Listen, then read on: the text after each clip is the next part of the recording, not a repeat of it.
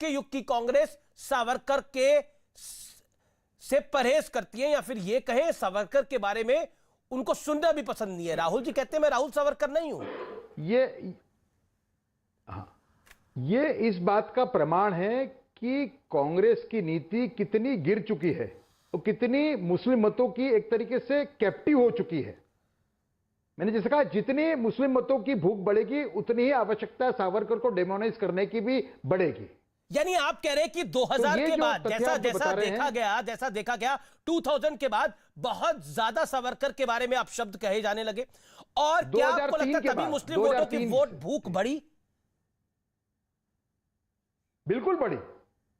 मुस्लिम मतों की जो भूख है बढ़ी है, बढ़ती जा रही है जी। मेरे साथ 2003 से तो और बढ़ी है। मेरे साथ एक कांग्रेस के नेता है, वो भी आपसे, क्योंकि आप लेखक हैं, सवाल पूछना चाहते हैं।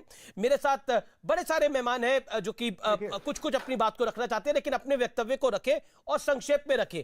मुदित अग्रवाल, आप उदय भाई से क्या पूछना चाहते हैं? सबसे पहले मैं ये कहना चाहूँ, उदय साहब, क्या भाई ये बात ठीक नहीं है? आपने मोदी जी के महिमा मंडल में किताब लिखी थी 2017 में, और मोदी जी ने आपको अक्टूबर 2020 में इंफॉर्मेशन कमिश्नर बनाया। तो आपकी आइडियोलॉजी वैसे भी आरएसएस और बीजेपी वाली है, तो ये व्यूअर्स को पता होना चाहिए। मुझे बात नहीं समझ में आती कि हर आदमी होता है, कोई बहादुर होता है, कोई कमजोर होता है, कोई डरपोक होता है।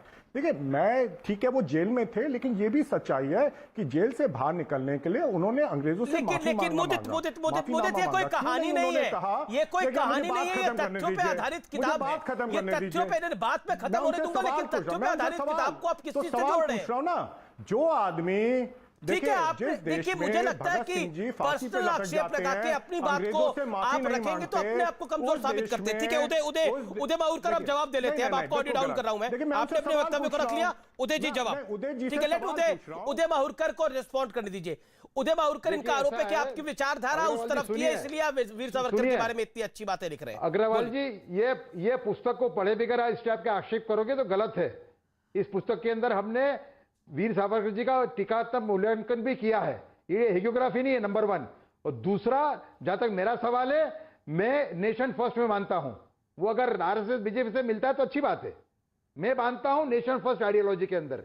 और आपको याद रहे कि जब मैं इंडिया टुडे में था, मैंने कई बार ऐसे आर्टिकल्स किए हैं जो आर्टिकल्स बीजेपी और बीजेपी के नेताओं का टीकात्मक मूल्यांकन करते हैं। बिल्कुल, कोई बात आपको देखिए और फिर उदय भाई, we know you as a journalist, you are one of the renowned journalist of India.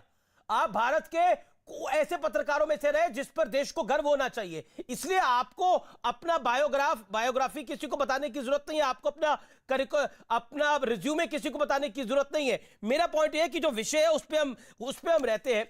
आप कहते हैं कि मुसलमान वोटों की भूख बढ़ी, उसके बाद से ये ज्यादा समस्या खड़ी हुई, और क्या आपको लगता है विचारधारा के साथ कांग्रेस ने समझौता कर लिया, इस वजह से ये सब हुआ, इस वजह से हमें ये दौर देखने को मिला?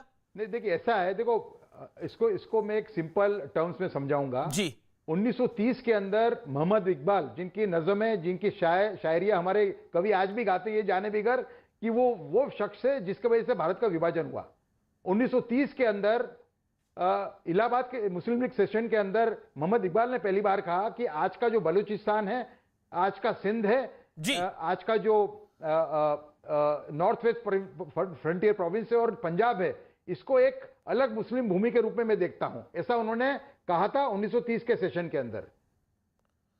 और इसके बाद 1936 के अंदर जो एक, इसको बोलता हूं मैं, एंग्लो मुस्लिम कॉन्स्पिरेसी, उसके तहत सिंध को मुंबई प्रांत से अलग किया गया।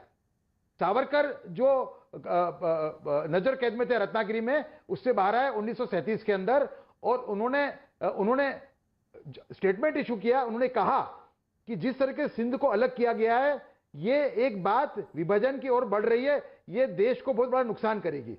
तो उन्होंने समय पहले उन्हें भाप लिया था, और फिर 1937 और 1947 के बीच में उन्हें कई बार आगाह किया कांग्रेस को और देश को कि मुस्लिम तुष्टिकरण की राजनीति आप करोगे तो देश को बहुत बड़ा खामियाजा भुगतना पड़ेगा। और 1947 में भारत का विभाजन हुआ जी। तो ये बड़ी सावरकर पे जो अटैक होते हैं जी, उसका मेन कारण यह है कि वो मुस्लिम तुष्टिकरण की नीति के समय बड़े विरोधी थे। बड़ा इंपॉर्टेंट पॉइंट है, और मैं इसी से डिस्कशन को वो इक्वल ट्रीटमेंट के पक्षकार थे जी। उनके हिंदुत्व के अंदर सभी जाति सभी धर्मों को समान अधिकार था। जी उदय भाई, आपका बहुत बहुत शुक्रिया हमारे साथ जुड़ने के लिए, अपनी बात को रखने के लिए। मैं शादाब चौहान का रुख करता हूं, जो कि नेता है पीस पार्टी के।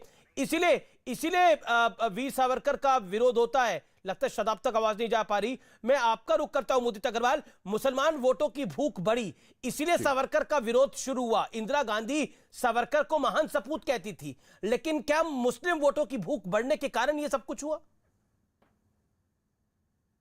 देखिए, जब महात्मा गांधी जी ने सावरकर के बारे में लिखा था, मैं इंदिरा गांधी की बात कर रहा हूं, मैं अभी महात्मा गांधी की बात नहीं कर रहा। सवाल सुन लीजिए। मैं महात्मा गांधी की बात करता हूं तो आप राहुल गांधी की बात करते हैं। मैं इंदिरा गांधी की बात कर रहा हूं तो आप महात्मा गांधी की बात कर रहे हैं।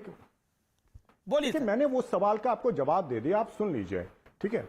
देखिए, जब हिंदू महासभा ने मुस्लिम लीग के साथ मिलके सरकार बनाई थी वेस्ट बंगाल में और नॉर्थ वेस्टर्न प्रोविंस में, सावरकर साहब उसके साथ थे।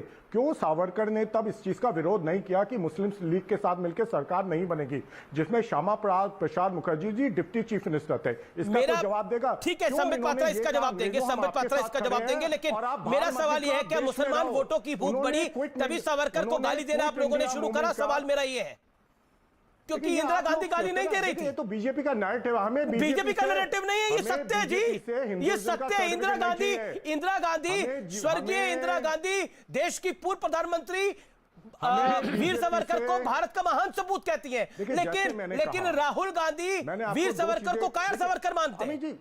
पॉइंट ये है ना, इंदिरा गांधी के युग से महात्मा गांधी के युग से ये कांग्रेस बदल गई। पॉइंट ये है। संबित पात्रा, जो अभी उदय माहुरकर ने बात बोली, हालांकि पर्सनल आक्षेप लगाए। एक सेकंड आपने अपने वक्तव्य को रखा, 40 सेकंड अब संबित पात्रा के करने दीजिए।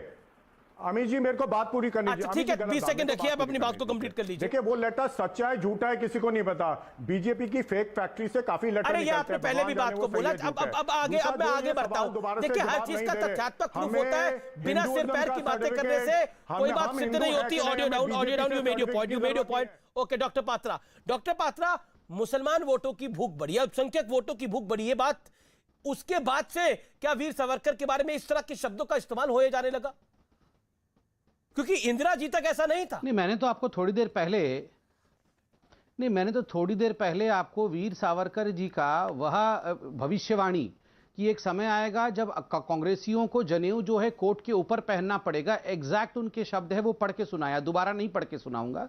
तो ये पूरा हिंदुस्तान भी जानता था और ये तुष्टीकरण की जो राजनीति है वो वीर सावरकर भी जानते थे और आज हम देख भी रहे हैं। बहरहाल, एक प्रश्न का उत्तर आप मुझे दीजिए, आप इन द सेंस कि जो लोग बैठे हुए हैं यहाँ पैनल में, वो दीजिए कि लाठी खाया इस पूरे स्वतंत्रता संग्राम में, हिंदुस्तान में लाठी खाया लाला लाजपत राय ने, उनका देहांत हो गया। फांसी